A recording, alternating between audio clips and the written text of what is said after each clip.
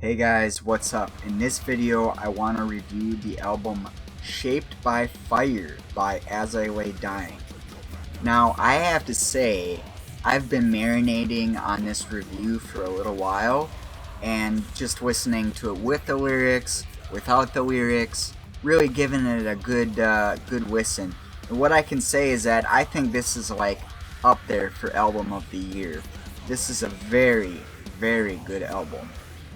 Now we all know what happened with Tim and his wife, and how he went to prison, but he's back now. I don't even know really where to start with this album.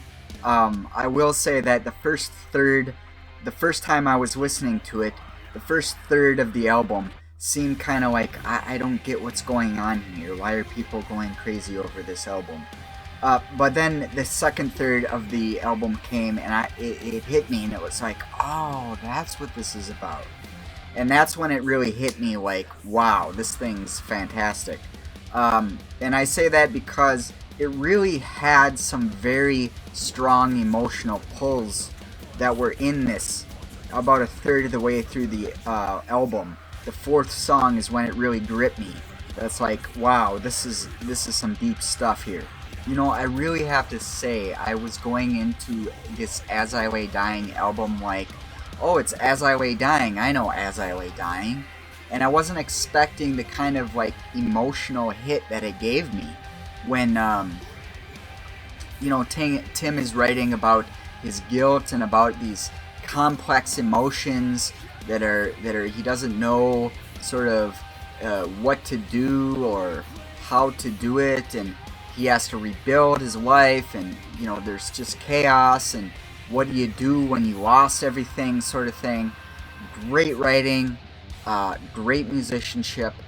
Some of the licks that these guys have in the playing is like really fantastic. You wonder how much have they been practicing while Tim was in prison, and I don't know the story of that. I don't know if they visited Tim when he was in prison. I don't know what happened there. As far as I know, they didn't, and the reason they didn't is because it was a shunned thing. Like it was a shame thing that Tim was shamed because of the thing that he did, and it sounds like he really had to come a long ways to reconcile some of these differences that he has in terms of his emotional underpinnings of the deed that he did. So how does it sound? Well, it sounds great. It still has very much that As I Lay Dying feel that you want, but it seems somewhat brought up a level. I really do think that. I think all these guys have improved over the time since we last heard them. They're playing complicated stuff, they're playing melodic stuff, they're playing, you know, just stuff that is impactful in terms of emotion. Now, there's two other albums that I want to compare this to, and they're all very different, alright? All three of these albums I have as contenders for Album of the Year. The first is Skald in Vium Stridlison, and that's one album that I think is contender for Album of the Year. The second one is Peace by Demon Hunter, also a fantastic album that I keep going back to. And now As I Lay Dying, Shaped by Fire. I love all of these bands. I love what they're doing. I love how they're playing it. I love the message. It's just great all around. Now, if you guys recall, one of the first reviews I ever did was Peace. That was actually the first review I ever did. I've since re-reviewed both Peace and War all at one time, and by that I said that Peace snuck up a few points, and it came out, I would say, at a 9.5 for an album.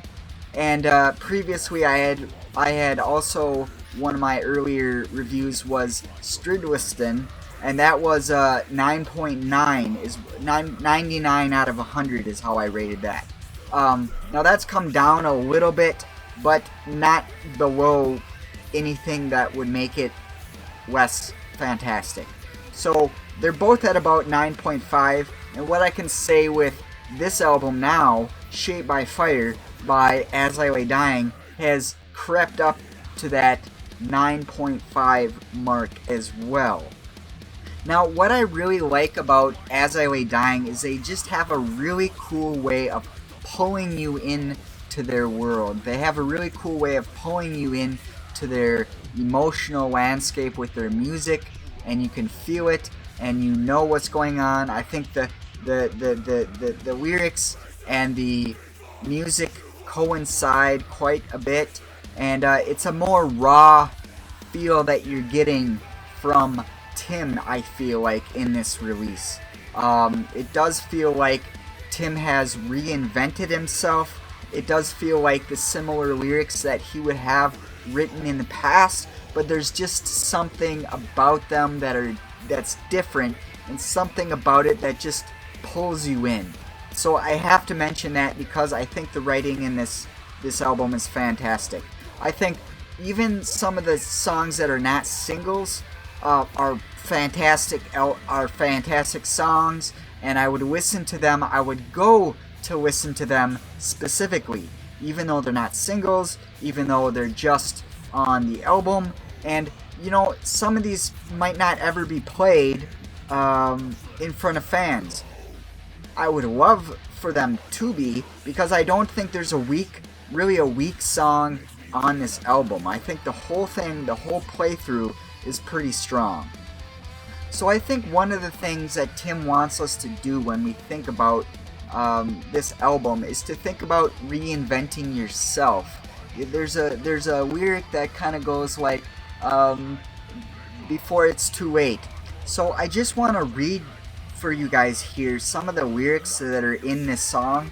This song might be my favorite off the album because it was really this song that really captured me when I first heard it. So here we go. It's called Take What's Left.